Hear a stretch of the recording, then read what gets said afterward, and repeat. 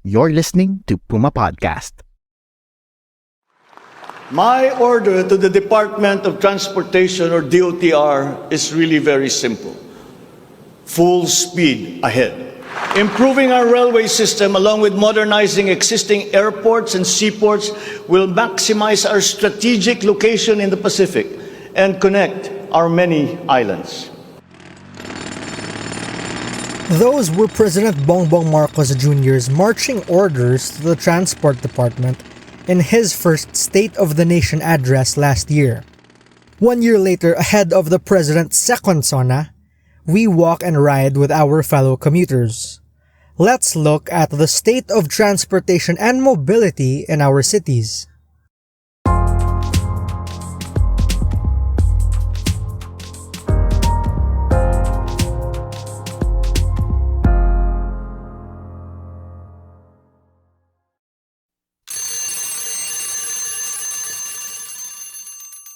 Ang pinakamaraming commuter na Pilipino sa Metro Manila ay yung umaalis between 6 to 8 at umuwi ng 5 to 7.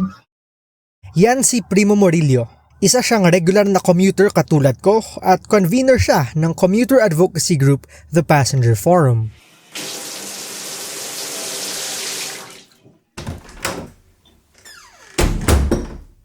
So, yan yung peak ng rush hour. Di ba? At yan din yung bilang ng mga tao na pinakamadami. Kapag sila naglabasan na, apektado na lahat. Paulit-ulit ng kinikwento natin yan.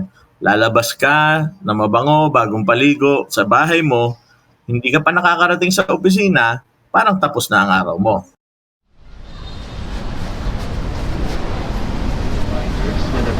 Nakahawak sa mga safety handling. Now, if you're a commuter, you know these sounds all too well. You can probably already picture the long lines, smell the dried sweat of the stranger standing too close to you, and feel the urgency when the bus or train finally turns up. Arriving at Recto Terminal Station. Paparating na sa Recto Terminal Station. Next station, last station po, mga kababayan namin.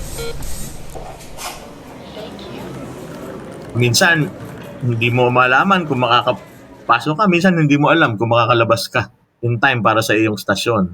Pag jeep, pag bus, kulang. Mag-aantay ka ng matagal. Pinakamaganda sana kung merong mga terminals, no? Pero sadly, pagpapawisan ka at maaalikabukan sa kalye mismo dahil nandun ang antayan. No? Doon ka mag-aantay.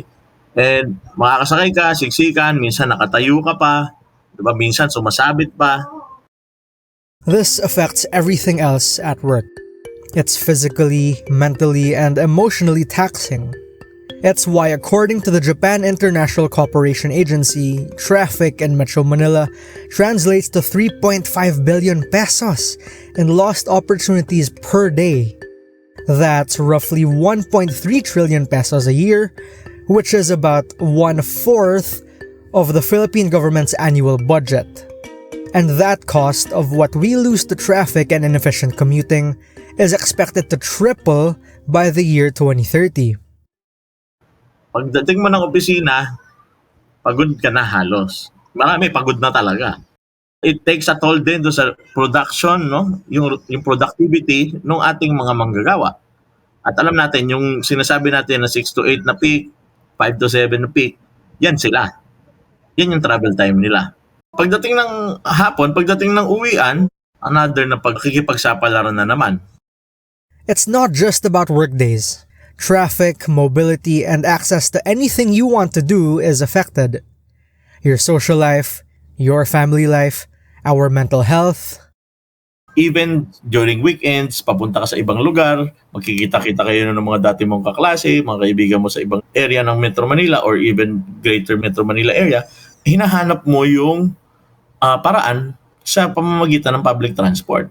Yan yung reason bakit may mga Facebook groups na and even sa Reddit, nagtatanungan ng mga tao, paano ba pumunta from this point to this point? Kung papansinin mo, yung happy hour, dyan nakapasok eh. Kasi yung happy hour, it is also a way for some workers, middle class workers, na magpalipas ng oras Palipasin yung traffic. Hindi yan maganda sa financial health, hindi yan maganda para sa physical health, di ba? Ng mga tao na magaganyan pa sila or bumol, maghihintay na umabot ng alas 8 o lumagpas man lang ng alas 7, di ba? Yan yung itsura ng karaniwang commuter. Hirap na hirap sa pagsakay, matagal ang biyahe, at very recently, magkakaroon pa ng mga fare hikes. Teka, para muna tayo. We'll take a quick pause, and then when we come back, let's talk about why we seem to be stuck where we are.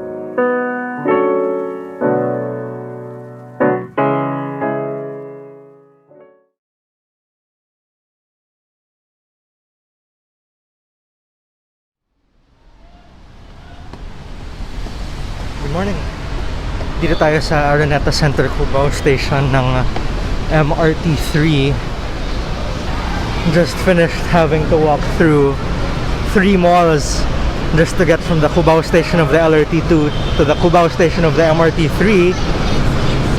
You would think medyo malapit naman ang Aurora Boulevard sa EDSA, pero actually mas mahaba nga yung ruta kapag dumaan ka sa tatlong mall. That's Gateway 1, 2, and Farmers Market.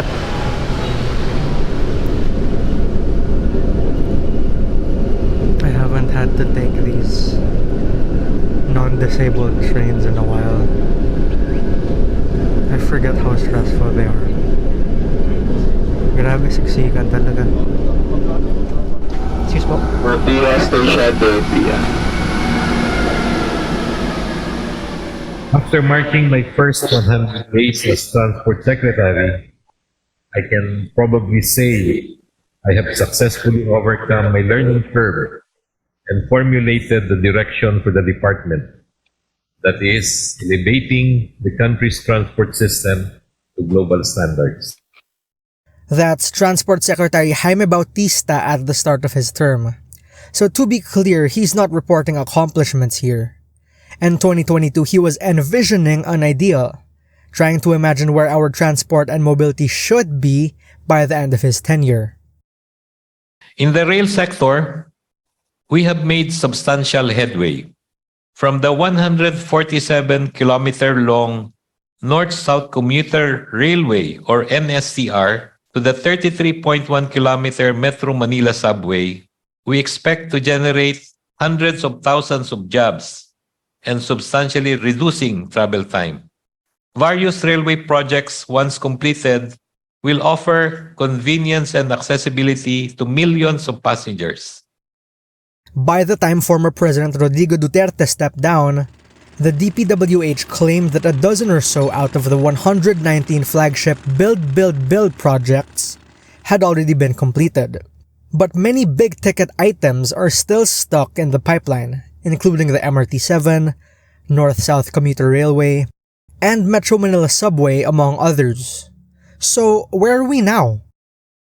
Wala talagang recognition na mayroong transport crisis, no? Kumbaga, that is the elephant in the room for the DOTR, no? I-recognize lang nila kapag mainit na yung isang issue. Pareho naman pa rin, ano? Mayroong marginal improvement doon sa waiting time, pero nag-worsen din yung travel time at kasabay nun yung problema sa fares.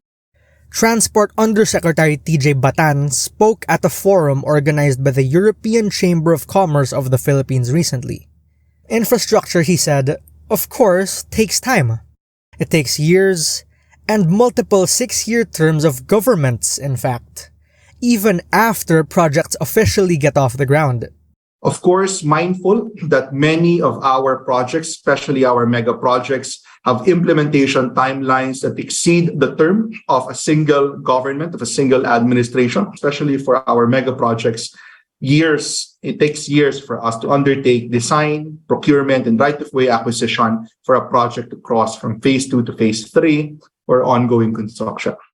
And by the time everything gets built, how it actually runs, how we actually experience riding, commuting, or even just getting to and from stations, that is an entirely different and often overlooked story. Commuter advocates stress this. Commuting starts when you leave your house, not when you get on the train or the bus. We can be envisioning or even getting excited over what we all might finally get to use 6 or 10 years from now. But patience itself can be exhausting. Yusek Batan says that for now, habang nag-aantay at nangangarap tayo, the short-term interventions hopefully make some degree of difference. On the short term, I guess to frame this, in the aviation sector, one of the things that we are working on is, of course, the improvement, the expansion, the capacity expansion of our main international gateway, the Manila International Airport. We consider that as one of the projects that can be completed in the short term. In the railway sector, as those in the industry would know, there is no short-term railway project. Railway projects are built anywhere from 36 to 72 months. I guess the short-term intervention would come from properly maximizing the capacity delivered by the existing assets. And of course, in the road transportation sector, one of the things that we continue to work on is to push our PUV modernization program. Primo Murillo of Passenger Forum appreciates the efforts, but says the crisis is so complicated that even modernization of trains and PUVs will likely make things worse before they get better. Hindi yan masosolve simple ng paglalagay ng train. Bakit? Kasi ang trains, kailangan niya ng road transport. Para saan? Para feeder routes. Pag hindi mo na-resolve din ang road transport ng maayos, malinaw ngayon kulang na kulang ang mga PUVs, kulang ang bus, kulang ang jeep. Hindi magiging very effective yung trains mo. Makakatulong siya, pero malilimit siya kung hindi mo ma-resolve yung road transport. That is something that needs to be solved. Pero kahit pa umabot sa point na kaya, may pinamura nila, the fact na ang bagal ng production ng modern jeeps tapos ipipilit yan, it will further worsen yung situation sa kalye kasi pag pinilit mo modernization tapos wala namang kapalit, yung mga traditional jeeps, ano mangyayari? Mawala yung traditional jeeps pero walang modern jeeps na kapalit. Kulang na nga ang masasakyan, hindi ba? It's at this point that mobility advocates stress that it's not about traffic, it's about mobility. As they always say, it's not about moving cars, it's about moving people. Mass transit is a key component there, but so is active transportation, allowing people to use their own legs by walking or biking. Yusek Batan says national and local governments are finally more aware of this. And of course, the easiest or the fastest to implement would be active transport. I think we're at 700 kilometers of bike lanes throughout the country. So we have different types of projects being implemented under our road infrastructure sector, such as busways, bus rapid transits, pedestrian greenways, service contracting projects, transport terminals, and public transport modernization projects. Ang iba, titignan yan as a traffic problem, pero sa amin, this is not just a traffic problem. That is a motorist way of saying it. This is a transportation problem. At sa tingin namin, pag gano'n ang perspective natin, it is a transportation problem. Ang solusyon ay hindi yung palawagin lalo ang kalsada, pasikipin lalo ang sidewalk, wala masyado tayong pakialam sa public utility vehicles. Yung mga tao, alam natin very open sila sa pagbibisikleta. Even yung mga hindi willing magbike, kapag naayos yung safety concerns. Pinakita yan nung pandemic, lalo na nung walang masakyan, na very open ang mga Pinoy sa pagbibisikleta para makarating sa paroroonan.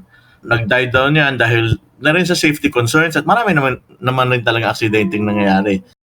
That points to enforcement on our bike lanes, but experts say it also goes back to the way we think about our cities.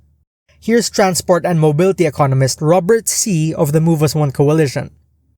My hope was that they would have moved away from car-oriented infrastructure much earlier. I think we're still hoping for that today.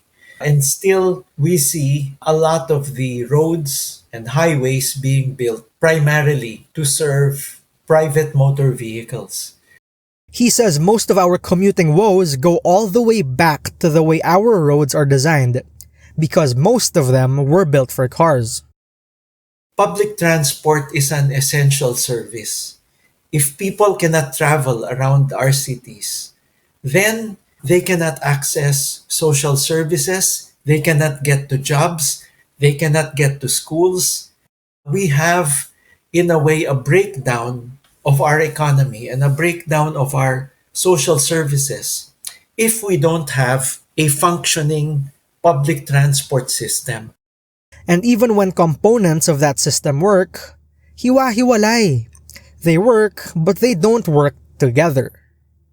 It's up to us, going up and down stairs, makeshift metal bridges, ducking under beams, walking up escalators that don't work, or even, at best, navigating a maze of commercial centers, to make our own connections between supposed systems. Lagi kong example dyan, Cubao. Bakit kailangan kong dumaan sa mga malls? Lalo't lalo na talaga namang nagko-cross yung dalawang train lines na ito. Di ba? Imagine natin ang Cubao, galing ka ng presumably, galing ka ng Ayala or BGC, di ba? Uuwi ka, papunta sa anumang stasyon ng LRT2, baba ka sa Cubao, pagka ginabi ka na, biglang maglalakad ka sa kalyeng madilim kasi sarado na yung mall. Hindi safe maglakad sa kalye, hindi safe na mag-public commuting. Bakit? Kasi sa ngayon, kung papansinin natin, para lang lumipat ka mula sa isang side ng kalye papunta sa kabilang kalye, paaakyatin ka pa. Hindi naman napakalapad ng mga daan. Hindi ba? Yun ang design. Ang design natin ay pabilisin ang mga kotse, hayaang mahirapan yung mga naglalakad. Pabilisin ang mga motorista, hayaang ang mga problema ng mga nagko-commute lamang. Yan yung kailangan mo ba?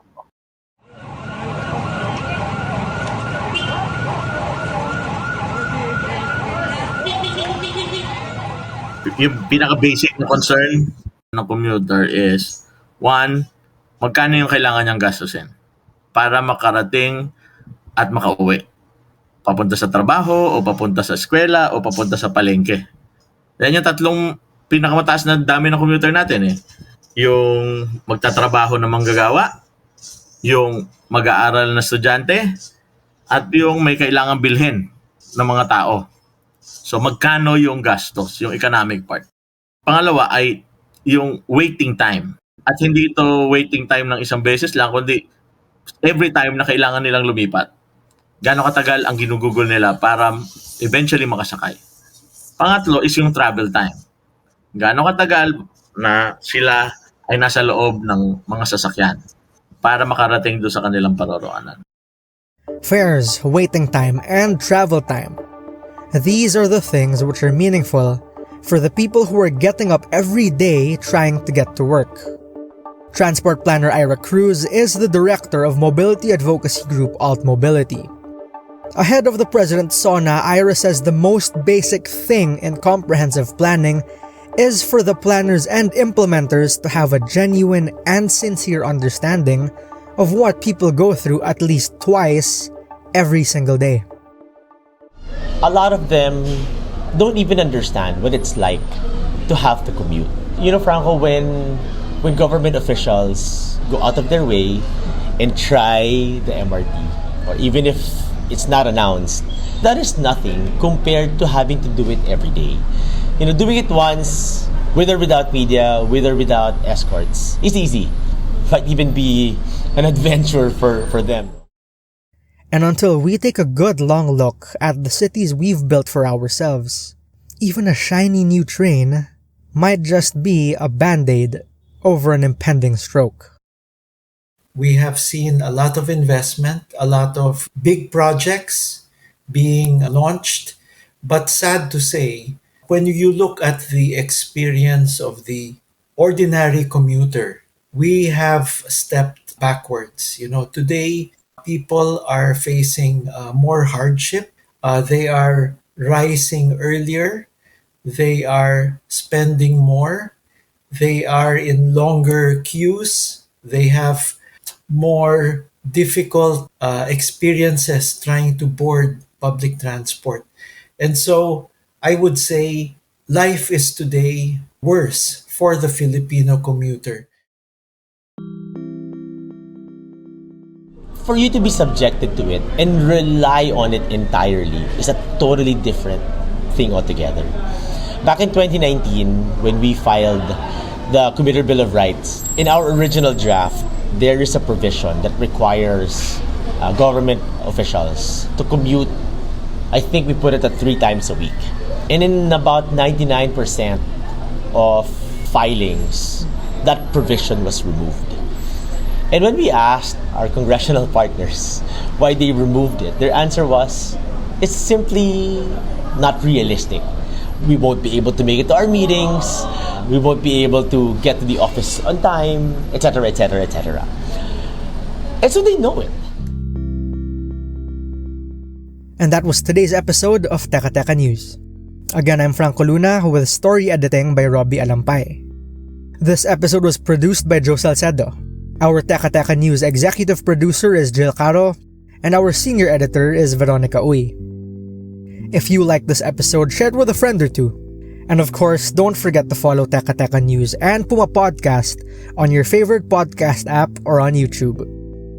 If you're watching this on YouTube and you appreciated the episode, please do take the time to like and subscribe to our channel. It really does help us out in the YouTube algorithm. Thanks for listening.